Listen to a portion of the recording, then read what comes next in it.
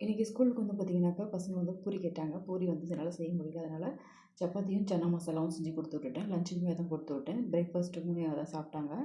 அதுக்கப்புறம் பார்த்திங்கன்னா நான் சப்பாத்தி 2 இருந்துச்சு. அதுவே நான் லஞ்சுக்கு வச்சுக்கிட்டேன். அதுக்கப்புறம் பார்த்திங்கனாக்கா ஏசி க்ளீன் பண்ணி ரொம்ப நாள் ஆச்சு. 2 மாதம் ஆச்சு. நான் அடிக்கடி வந்து ஒரு 2 மாதம் ஒரு தடவை க்ளீன் பண்ணிடுவேன். அதனால் வந்து 2 மாதம் க்ளீன் பண்ணாதனால ரொம்ப டஸ்ட் இருந்துச்சு. அதை மட்டும் அந்த லீஃப் மட்டும் எடுத்து க்ளீன் பண்ணிவிட்டு அது எல்லாமே டஸ்ட் இல்லாமல் ஃபுல்லாகவே க்ளீன் பண்ணி வச்சாச்சு. ஓரளவுக்கு அங்கங்கே இந்த டஸ்ட்டுமே நான் வந்து ஃபுல்லாகவே க்ளீன் பண்ணி வச்சுட்டேன். நம்ம வந்து ஏசியை வந்து எந்த அளவுக்கு மெயின்டைன் பண்ணுறோமோ அந்த அளவுக்கு நமக்கு வந்து ரொம்ப வருஷத்துக்கு வரும். நாங்கள் பார்த்தீங்கன்னாக்கா ஒரு 2 இயர்ஸ்க்கு ஒன்ஸ் வந்து ஃபுல் சர்வீஸ் பண்ணிடுறது. மற்றபடி பார்த்தீங்கன்னாக்கா மந்த்லி வந்து பார்த்தீங்கன்னாக்கா நான் வந்து மந்த்லி ஒன்ஸ் இல்லைன்னா ட்வைஸ் வந்து நான் வந்து நானே வந்து க்ளீன் பண்ணி வச்சுருவேன். அந்த வேலையை முடித்தோன்னே பார்த்தீங்கன்னாக்கா ஈவினிங் போல் வந்து பசங்க வந்து ஸ்நாக்ஸ் கேட்டாங்க ஸ்கூல் விட்டு வந்து. அப்போ வந்து வாழைக்காய் ஒன்று இருந்துச்சு. அதை வச்சு நான் வந்து வாழைக்காய் பஜ்ஜியும் கொஞ்சமாக வெங்காய பஜ்ஜியும் போட்டு ஈவினிங் போல் கொடுத்தாச்சு பசங்களுக்கு.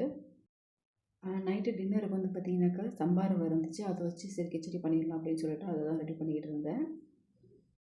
தக்காளி, வெங்காயம், இஞ்சி பூண்டு, கருவேப்பிலை, பச்சை மிளகா, கரம் மசாலா, மஞ்சத்தூள், மிளகாத்தூள் இதெல்லாம் போட்டு நான் வந்து ஒரு கிச்சடி மாதிரி சிம்பிளாக வந்து பண்ணிட்டேன். நான் வந்து கேரட்டும் வேணுனாக்கா கேரட் இல்லைன்னா பீன்ஸ் கூட ஆட் பண்ணிக்கலாம். இது வந்து ரொம்பவே நல்லாயிருக்கும்.